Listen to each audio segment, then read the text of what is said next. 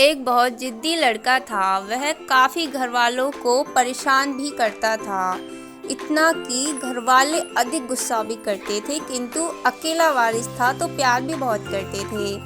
एक दिन उस बच्चे को न जाने क्या सूझी कि उसका मन छिपकली खाने को किया।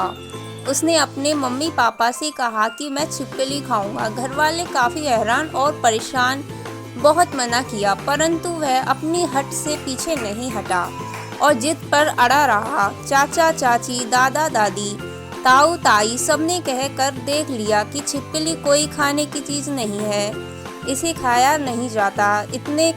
इतना समझाने के बाद भी वह नहीं माना और अपनी जिद पर अड़ा रहा। बच्चे की जिद को पूरा करने के लिए ऐसे तैसे परिवार वाले राजी तो हो गए, पर खिलाएगा कौन, ये खिलाएगा कौन, कैसे, इस प्रकार की बहस और कानाफूसी करने लगे। अब कैसे भी दादी दादा राजी हुए और उसके सामने छिपकली लाकर रख दी।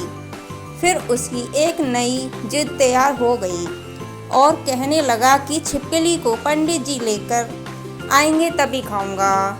घर वाले और भी परेशान कि इसकी और एक नई शर्त जिद हो गई है। अब ऐसा कौन सा पंडित होगा जो इस लड़के की जिद को पूरा करवा सके। घर वाले ने गांव और आसपास खबर पहुंचा दी कि जो पंडित जी मेरे बेटे को छिपकली खिलाएगा उसे मुंह मांगा इनाम दिया जाएगा। एक चतुर पंडित के बारे में काफ़ी चर्चा हुआ करती थी, जो उसको लोगों ने बड़ा चढ़ाकर उस मालिक के जहां भेज दिया जो अपने आप को 30 मार खान समझता था।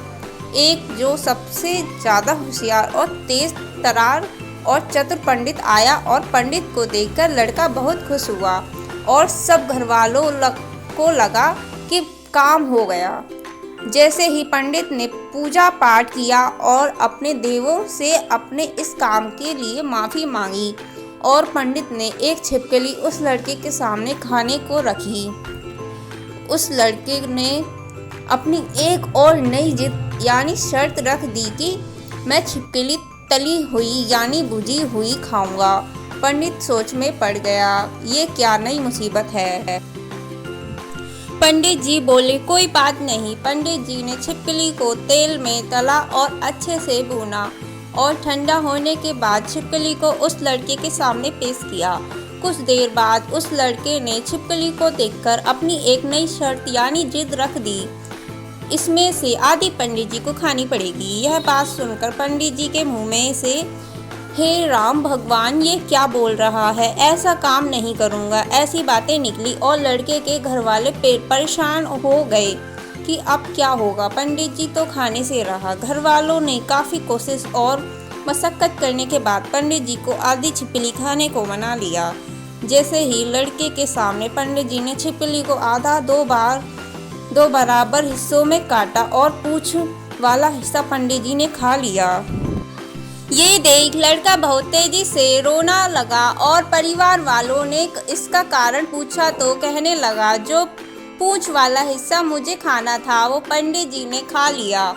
फिर क्या था। ये बात सुनकर पंडित जी ने अपनी धोती कुर्ता समेटा और वहां से तेजी रफू चक्कर हो गए, भागने लगे और भागते भागते कहने लगे, ये नौटंकीबाज लड़का है, ये जरूर कोई नेता बनेगा, जनता से सब ले लेगा पर जनता को कुछ नहीं देगा।